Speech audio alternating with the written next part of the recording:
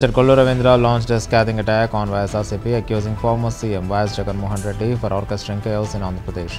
He likened the party's conduct to instigating unrest at night and pretending to console victims by morning.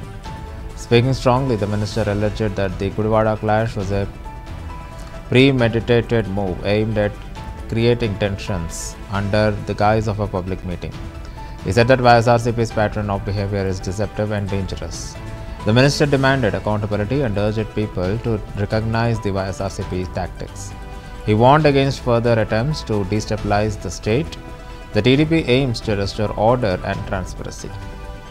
ఇవాళ వాళ్ళ కుట్రలు ఎందుకంటే ఆ నాయకుడే ఒక దుర్మార్గమైనటువంటి ఆలోచన ఉన్నటువంటి వ్యక్తి. జగన్మోహన్ రెడ్డి ఒక దళితుడైనటువంటి ఒక వృద్ధుడిని కారుతో తొక్కించి చంపేసి రప్ప అని మాట్లాడుతూ ఉన్నాడు.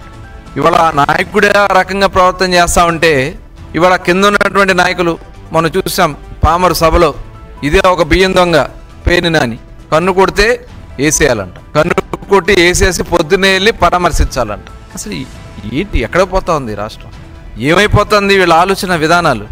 అంటే ఈరోజు అధికారంలో ఉన్నప్పుడు ఇలాంటి కుట్రలే మీరు చేశారు, అధికారం పోయినా కూడా ఈ రకమైనటువంటి కుట్రలు చేసి రాష్ట్రాన్ని సర్వనాశనం చేయాలని చూస్తూ ఉన్నారు. మీరు సభ పెట్టుకోండి, దానికి ఎవరు కాదనరు. గుడివాడలో నిన్న జరిగినటువంటి సంఘటన ఇవాళ అక్కడ కూడా బీసీ అనే ముద్రని పెట్టి అరాచకం చేయాలని ప్రయత్నం చేస్తున్నారంటే మీరు సభ పెట్టుకోండి, దానికి మేము అభ్యంతరం లేదు. సభ పేరుతో రెచ్చగొట్టే కార్యక్రమాలు చేస్తే మటుకి ఇబ్బందులు వస్తాయని చెప్పి తెలియజేస్తాం.